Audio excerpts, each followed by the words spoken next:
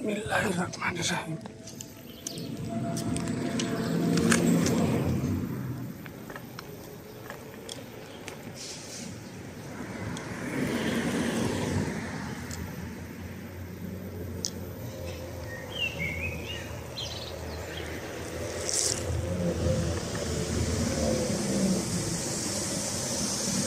বাসা থেকে বের হইলাম, বের হয়ে অল্প একটু গলি রাস্তা দিয়ে সামনে আসলাম। আপনারা নিশ্চয়ই দেখতে পাচ্ছেন, এখন কিন্তু গলির রাস্তা থেকে বের হয়ে আমি মেইন রাস্তায় চলে আসতেছিলাম। মেইন রাস্তায় আমি সামনে দেখলাম একটা মামুগো গাড়ি গেল, তো যাই হোক ও চলে গেছে, আমি পিছনে আছি। কারণ আমার রোড পার হতে হবে, আমি এখন রাস্তা পার হব। আমার রাস্তা পার হওয়াটা খুবই জরুরি।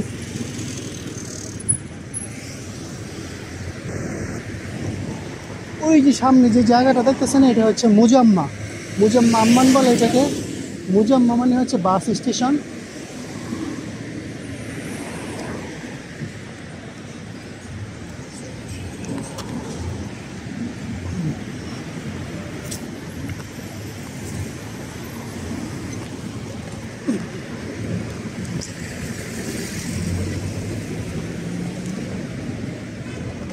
আমি আজকে একটু মুজাম্মার ভিতর দিয়ে ঢোকার চেষ্টা করব। আমার রাস্তা কিন্তু এইটা, দেখতেছেন রাস্তা কিন্তু এইটা, কিন্তু আমি ওই বাস স্টেশন দেখানোর জন্য একটু ভিতরে যাই। এই হচ্ছে বাস স্টেশনের ভিতরের অবস্থা। আমি ঘুরে ঘুরে বিভিন্ন জায়গা দিয়ে দেখাই যে কেমন জায়গায় বাসগুলি থাকে। যে এখানে ডাকাডাকি চলতেছে, আম্মান আম্মান আম্মান আম্মান। আমি কিন্তু এখন ইরবিতে আছি, আর এইটা কিন্তু একটা বাস স্টেশন। দেখেন এইখানে কিন্তু সারিবদ্ধভাবে বাস রাখা হয় এই জায়গাগুলিতে। তো আমি এগুলি দেখানোর চেষ্টা করতেছি। ভিডিওগুলি আসলে করে রাখি এই কারণে যে জর্ডানে হয়তো সব সময় থাকবো না, কখনো না কখনো জর্ডান ছেড়ে চলে যেতেই হবে। তো যখন জর্ডানে থাকবো না, এই জর্ডানের এই পিছনের দিনের স্মৃতিগুলি আসলে আমি যেন বুঝতে পারি, যে স্মৃতিগুলি যে হ্যাঁ আমি এই জায়গাগুলিতে ছিলাম, এইখানে আমি অনেক দিন থাকতাম, এইটা হচ্ছে ব্যাপার। এই কারণে কিন্তু আমি এই স্মৃতিগুলি রেখে দিই। দেখতেছেন কিন্তু এখানে প্রচুর বাস কিন্তু থামানো আছে। এইটা বিশাল বড় একটা এরিয়ার মধ্যে। এইটা হচ্ছে মুজাম্মা আম্মান বলা হয় এটাকে। খুবই চমৎকার একটা বাস স্টেশন, আমাদের সায়দাবাদের মতো। বাংলাদেশে যেমন সায়দাবাদ যেমন একটি বড় বাস স্টেশন, তো এইটাও এরকম। তবে বাংলাদেশের মতো অত গাড়ি নেই। বাংলাদেশের যত গাড়ি, এইখানে কিন্তু আসলে তত গাড়ি নেই, আর তত গাড়ির প্রয়োজনও হয় না, কারণ এইখানকার পপুলেশন খুব বেশি না। এইখানকার জর্ডানের জনসংখ্যা মাত্র 1,10,00,000। আর আমাদের বাংলাদেশের জনগণ হচ্ছে গিয়ে 18 কোটি প্লাস। তো দেশের আয়ত্ত কিন্তু সমানই। বাংলাদেশ এবং জর্ডানের মানে আয়ত্ত মানে দেশ মোটামুটি একই সমান, ছোট বড় খুব বেশি পার্থক্য হবে না, কিন্তু জর্ডানের জনগণ খুবই কম।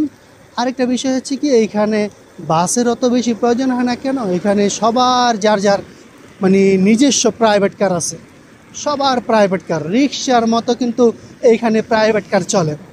তো এই কারণে আরও বেশি মানে বাসের প্রয়োজন হয় না। নিশ্চয়ই বিষয়টা আপনাদেরকে বোঝাতে পারছি যে কেন এখানকার মানে যানজট কম। আমাদের বাংলাদেশের দেশ ছোট, মানুষ প্রচুর বেশি, ঠিক আছে, রাস্তাঘাটের আয়তন অত বড় না, ছোট ছোট রাস্তা। তো এই কারণে কিন্তু আমাদের দেশে মানে প্রচুর জ্যাম হয়।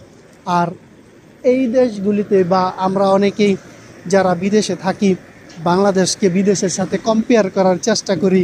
আসলে ভাই বুঝতে হবে যে না, আমাদের দেশটাই অনেক ছোট দেশ, ছোট দেশের তুলনায় মানুষ অনেক বেশি।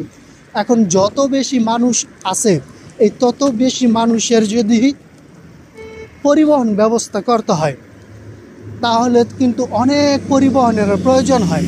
কিন্তু অত পরিবহন তো আমাদের দেশে মানে আছে, কিন্তু অত রাস্তাঘাট তো আমাদের দেশে নাই। এই কারণে জাম আমাদের দেশে থাকবো সারা জীবন, এটা মানে একেবারে ধইরা নেন যে পৃথিবীতে আমাদের দেশে যত রকমের সরকার, যে কোনো ধরনের সরকার, যাই কিছুই পরিবর্তন হোক না কেন, আমাদের দেশের এই রাস্তাঘাটের এই মানে জ্যামজটগুলি কিন্তু আমরা কোনো কিছুতেই কিন্তু সারাইতে পারবো না। তো এটা কিন্তু আমাদের সবসময়ের জন্য মানে আমাদের সঙ্গী হয়ে আছে, এটা কিন্তু আমাদের থাকবেই।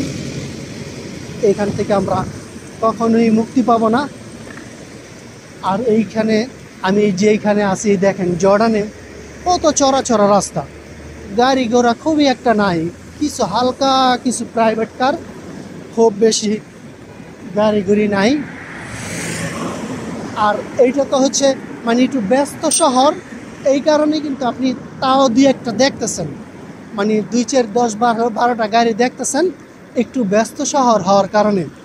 আবার আপনি একটু ফাঁকায় যান, মানে আম্মানের রাস্তায় যান, তখন দেখবেন তো মানে আপনি কিলোমিটারের পরে কিলোমিটার চলতেছেন, বাড়িঘর নাই, মানে গাড়ি ঘোড়া নাই, কেমন জানি একেবারে খুবই পাতলা পাতলা এলাকা।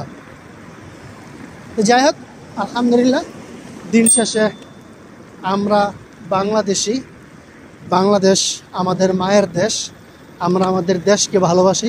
আমাদের দেশ যেমনই হোক তারপরও ওইটা আমাদের দেশ, আমরা আমাদের দেশকে নিয়ে গর্ব করি। তবে আমাদের দেশের যে দুর্নীতি হয়, একটু যদি দুর্নীতিটা যদি একটু কম হইতো তাহলে হয়তো আমাদের দেশ আরও অনেক বেশি আগে যেত। এই যে এখন রমজান মাস চলতেছে, রমজান মাসে একটা ভিডিওতে এরকম দেখলাম যে রমজান আসলে রোজার জন্য না, বাংলাদেশে আসলে রোজা রাখার জন্য রমজান মাস না, বাংলাদেশে আসলে ব্যবসায়ীদের জন্য রমজান মাস।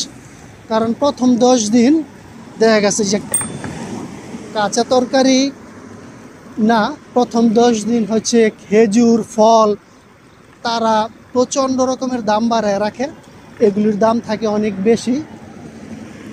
পরবর্তী 10 দিনে হচ্ছে মার্কেট, আমরা যে সকল জায়গায় মার্কেট করি,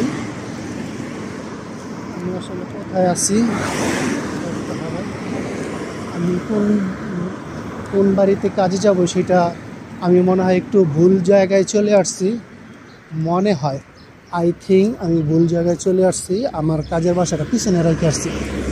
তো একবারই মাত্র গেছিলাম তো ভুলে গেছি আসলে, গলিটা 2টা গলি একই রকমের। তো প্রথম 10 দিন হচ্ছে ফল খেজুরের ওরা ব্যবসা করেন, দ্বিতীয় 10 দিন ব্যবসা করে কাপড় চোপড়ের মার্কেটে যারা আছে তারা প্রচণ্ড রকমের দাম বাড়ায় তারা ব্যবসা করে, এবং শেষের 10 দিন হচ্ছে পরিবহন সেক্টর। হায় রে ভাই, আপনি কোথায় যাবেন, পরিবহন সেক্টরে তখন মানে ব্যবসা কাকে বলে তারা দেখায়। তো আসলে দুর্নীতি থেকে মুক্ত হতে হবে। তো অনেক বকবক করে ফেলাইছি, আমি কিন্তু এখন চলে আসছি যেখানে কাজ করি সেইখানে। তো এই বাড়িতে কাজ করি, এই বাড়িতে চলে আসলাম, বলেছিল তো 39 নম্বর বাড়ি, হ্যাঁ 39 নম্বর বাড়ি, এটা ঠিক আছে। আমি এখন একটু উপরে যাই, দেখি কি অবস্থা। আমার বসটার সাথে এখনো পর্যন্ত আমার দেখা হয় নাই, তো আজকে যদি তার সাথে দেখা হয় ভালো, মনে হয় দেখা হবে, কারণ ফোন করেছিলাম, সে বাসায় আছে। আমি এখন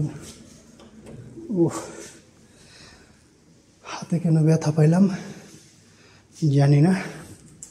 তো লিফটে ক্লিক করছি, লিফটে এখন আমার জন্য রেডি হয়ে আসতেছে, খুলে গেছে। এখন আমি আমার যে গাড়িটা আছে এই গাড়িটাকে লিফটের মধ্যে ঢোকাই, নাম্বার 3-তে ক্লিক করি, লিফটটাকে ক্লোজ করে দিলাম। আমার ব্যাগটা সেন্সরে ক্লিক লাগিয়া দেখা গেছে আমার ব্যাগের জন্য আবার লিফটটা খুলে গেছিল অটোমেটিকলি। যাই হোক, আমি এখন আমার গাড়িটাকে ঘুরায় রাখি, এখন বের করতে হবে। আমি এখন 4 তলার উপরে চলে আসছি।